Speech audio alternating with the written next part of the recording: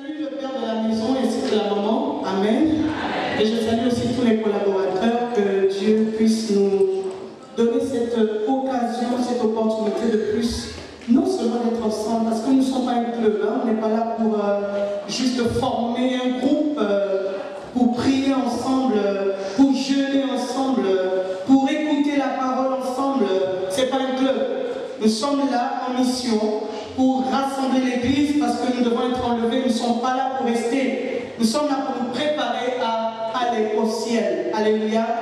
L'église va être enlevée et les jours approchent. Les jours approchent. Et je crois que nous devons être de plus en plus conscientisés sur la valeur, non seulement de la foi, de la persévérance, mais aussi de l'obéissance, de l'amour, de la miséricorde, de la consécration. Alléluia. Donc j'aimerais vraiment attirer notre attention à tous, que ce matin, je suis venu comme un facteur pour vous délivrer la lettre que Jéhovah m'a remise. Alléluia. Ça n'a pas été facile parce que sur le chemin, j'ai rencontré beaucoup de combats, beaucoup de difficultés pendant 2 semaines.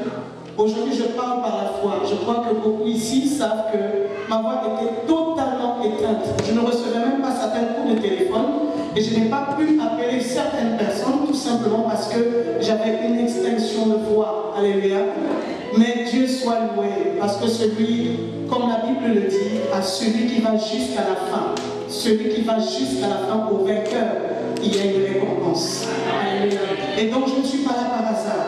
Je suis venu avec une lettre, une missive pour toi personnellement. Si, alléluia.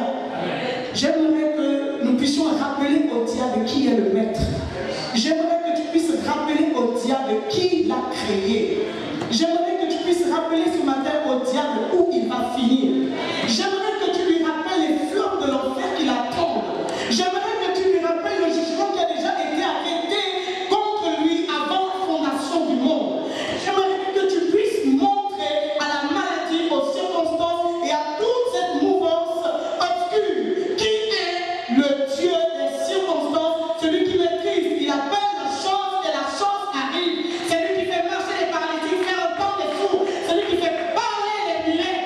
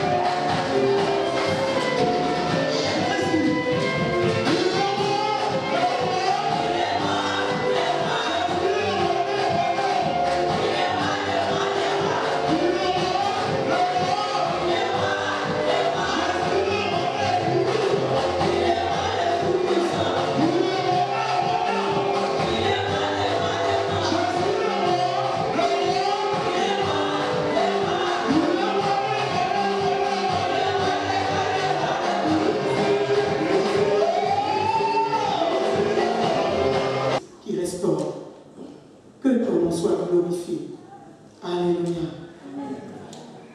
Je suis venu te dire ce matin, dépose ta cruche.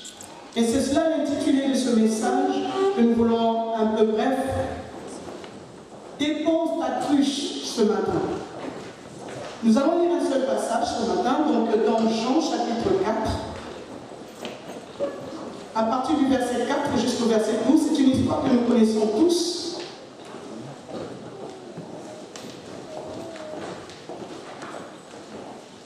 C'est une histoire sur laquelle beaucoup ont prêché, beaucoup ont enseigné.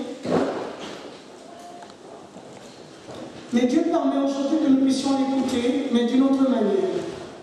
Alléluia.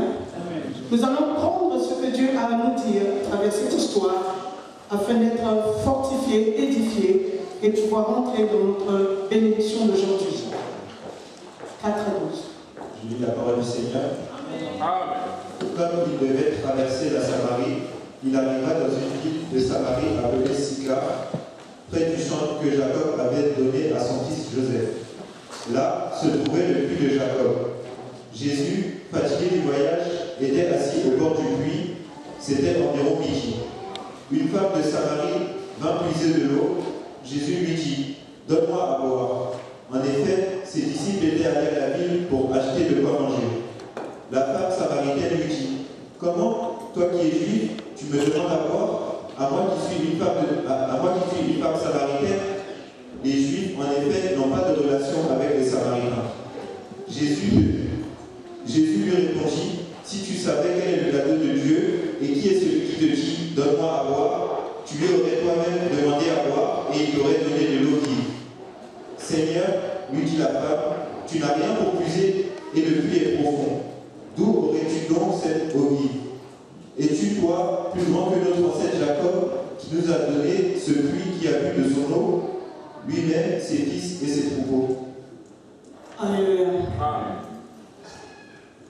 Dis à celui qui est à côté de toi, tu as rendez-vous avec le Seigneur aujourd'hui. Vous savez, il y a des rendez-vous que nous improvisons, des rendez-vous qui nous sont imposés. Il y a aussi des rendez-vous que nous ignorons. Et c'est sur le terrain, lorsque nous rencontrons la personne, que nous nous rendons compte qu'il s'agissait et qu'il s'agit réellement d'un rendez-vous. Alléluia. Et Dieu est le spécialiste des rendez-vous à l'improviste. Il aime prendre le moment où nous nous sentons le plus bas, où nous pensons que les choses ne vont pas s'arranger du tout, où nous pensons que nous allons très mal, où nous pensons que notre foyer va très mal, où nous voyons que nos projets n'aboutissent pas, où nous voyons que dans notre corps, la santé ne s'améliore pas. C'est souvent à des moments précis, ces moments que j'aime appeler l'instant T. Alléluia. C'est pendant ces moments, à ces instants, que Dieu aime à se lever et te rappeler qu'il ne t'a pas oublié. Il ne t'a pas oublié. Il a dit, même si une femme qui porte un enfant peut être amenée à oublier le fruit de ses entrailles, mais Dieu, lui, n'oubliera jamais celui qui lui appartient. Et les circonstances, et les problèmes, les situations que nous traversons ne changeront pas l'agenda et le programme que Dieu a arrêté pour toi aujourd'hui. Tu as rendez-vous avec Jésus. Tu as rendez-vous. Et cette femme samaritaine ne savait pas qu'elle avait rendez-vous. Elle allait tous les jours, comme par habitude, aller puiser son eau au puits. Mais ce jour-là était un jour spécial, c'était un jour comme aujourd'hui. Un jour où nous nous sommes préparés, nous nous sommes habillés, nous nous sommes maquillés, nous nous sommes faits tous beaux et belles pour venir dans la présence de Dieu, dans la maison du Seigneur, avec peut-être des buts différents, des motivations différentes, mais nous sommes venus bien habillés et bien équipés pour recevoir de la part de Dieu. Alléluia.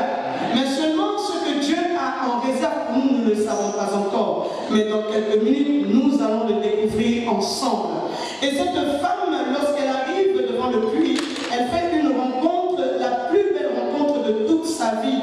Et il est impossible de rencontrer Jésus, il est impossible d'être visité par le Saint-Esprit et que ta vie reste la même. Il est important d'insister ce matin que si tu as une cruche sur ta tête et que le Saint-Esprit te visite, tu déposeras ta cruche et ta vie ne sera plus jamais la même. Alléluia. Et ce jour-là, on était à la 6e heure, donc c'était dans la matinée. Et cette femme qui se déplace dans la matinée pour venir puiser de l'eau. Et la deuxième chose que nous constatons, c'est que cette femme est toute seule. Elle est seule au puits. Alors que généralement, dans la tradition, c'est souvent à la fin de la journée, quand le soleil a suffisamment chauffé et que le soleil est en train de se retirer du ciel, que les femmes se décident à aller puiser de l'eau et elles vont puiser de l'eau ensemble. Et c'est ensemble qu'elles papotent, c'est ensemble qu'elles critiquent, c'est ensemble qu'elles murmurent, c'est ensemble qu'elles disent des choses qu'elles ne peuvent pas raconter à leur mari, parce que souvent les hommes ont les oreilles fermées quand les femmes commencent « mais tu sais, cette soeur-là, est-ce que tu sais ?» Alléluia.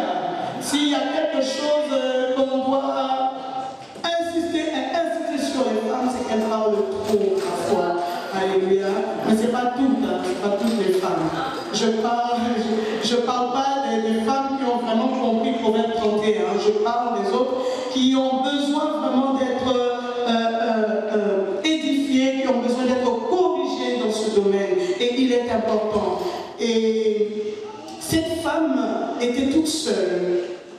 Et nous allons comprendre après que sa solitude n'était pas un choix, ce n'était pas une option. Mais c'était simplement parce qu'elle avait trop subi, elle a été trahie et sa vie, la vie qu'elle menait, et c'était une vie de honte, elle n'osait pas se montrer aux gens. Il y a certains problèmes que nous enterrons à l'intérieur de nous, que personne ne connaît, que nous vivons et nous avons honte d'en parler parce que c'est un sujet de honte. Et si nous en parlons, même ne fût-ce qu'à un partenaire de prière, ça serait peut-être mal reçu parce que tout le monde n'est pas à même de comprendre, parce qu'il faut un certain niveau de compréhension, un certain niveau spirituel, un certain niveau de compréhension de la parole pour pouvoir aider et soutenir ceux qui sont au plus bas. Ce n'est pas n'importe qui pouvait aider et comprendre la situation de Marie de Magdala. Il a fallu que Jésus vienne. Alléluia. Mais si c'était une situation qui devait être gérée par ses disciples ou par Simon le lépreux, c'est une femme qui devait être rejetée tout au long de sa vie et qui n'aurait jamais connu la délivrance. Béni soit le Seigneur parce que tu dois connaître le don de Dieu qui te dit ce matin, Dieu a quelque chose pour toi. Alléluia. Alléluia. La troisième chose, c'est que cette femme ne savait pas que Jésus connaissait son problème. Le Seigneur connaît nos problèmes. Il sait par quoi nous traversons. Il connaît aussi la honte qui est dans nos cœurs, enfouie